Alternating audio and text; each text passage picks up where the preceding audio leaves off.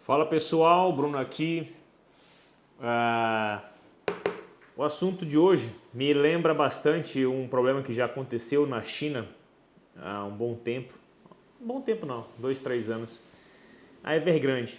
A China quase faliu. Não vou dizer que a China faliu, mas quem tinha investimento lá caiu muito, né?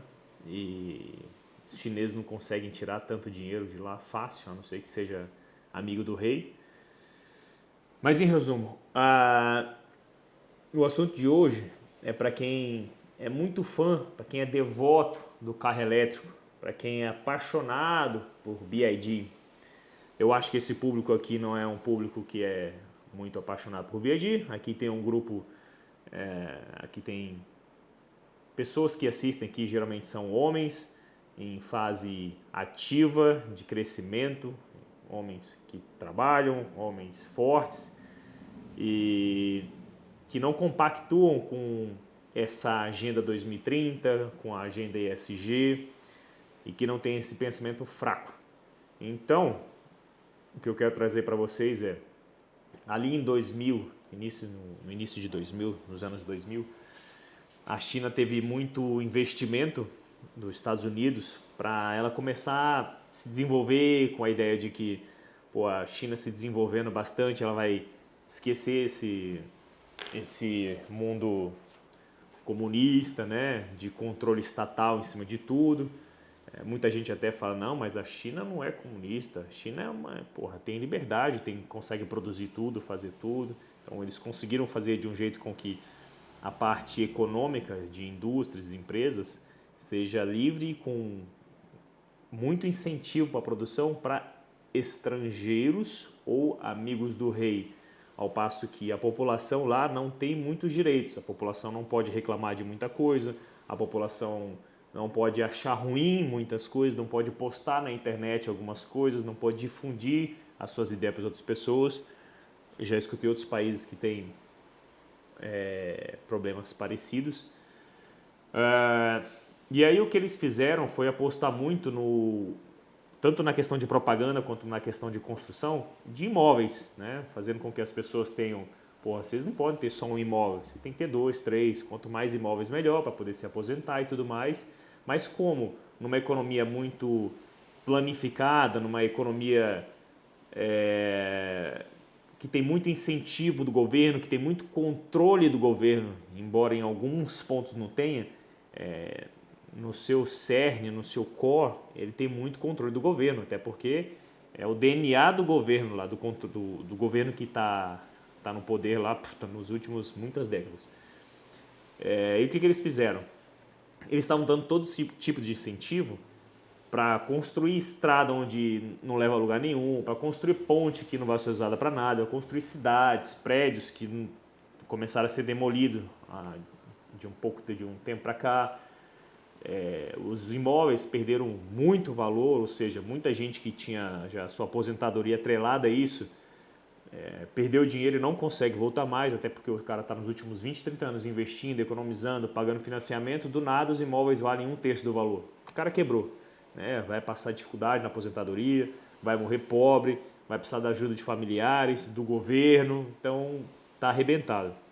E aí numa outra geração, eles já tinham experiência com baterias, esse tipo de coisa, então eles... Deixa eu botar aqui.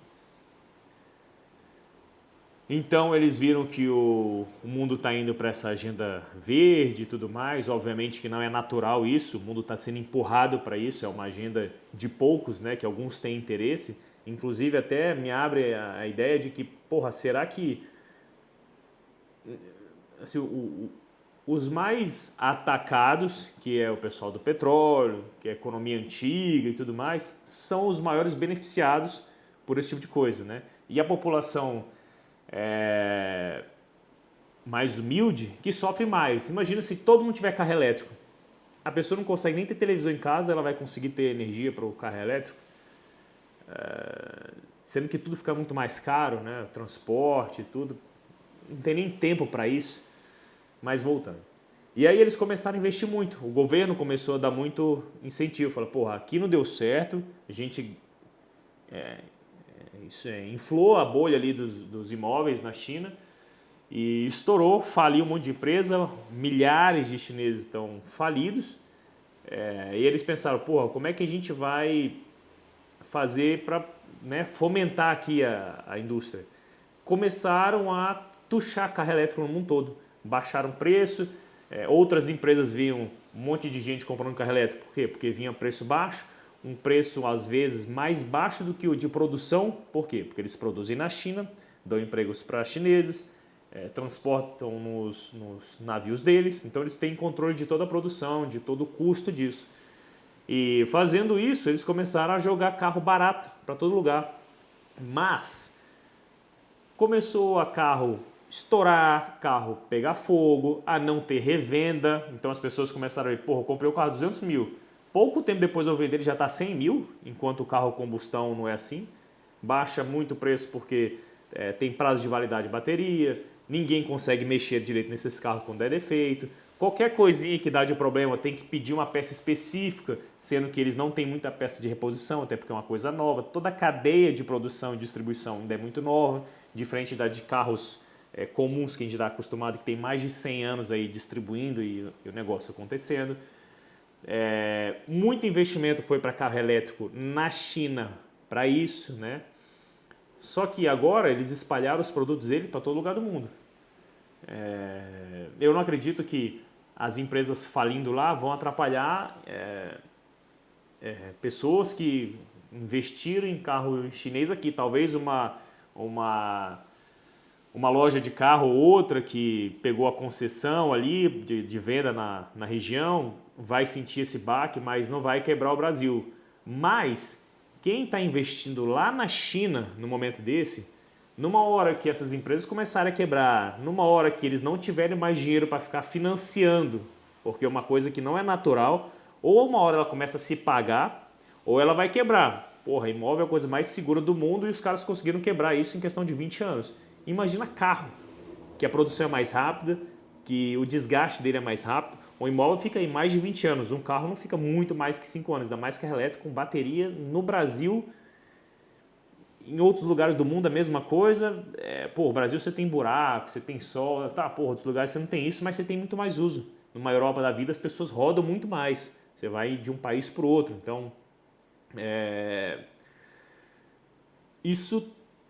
a BYD pode ser a nova Evergrande. E eu falo isso, falando exclusivamente da empresa, mas que Evergrande quebrando, várias outras empresas em volta sentiram o baque, todo o mercado sentiu o baque. E eu acho que a BYD, tendo esse baque, tendo esses prejuízos que estão tendo, começando a afundar, que é o que aparenta que vai acontecer, todo o mercado em volta vai entrar nesse buraco. Isso me parece mais uma tentativa da China inflar o mercado, ganhar dinheiro quanto pode e aí deixar a empresa quebrar de lado. Agora, eu não sei e ninguém sabe quanto tempo o governo chinês vai aguentar criando essas bolhas e enquanto eles fazem isso, sabe quem mais sofre? A população.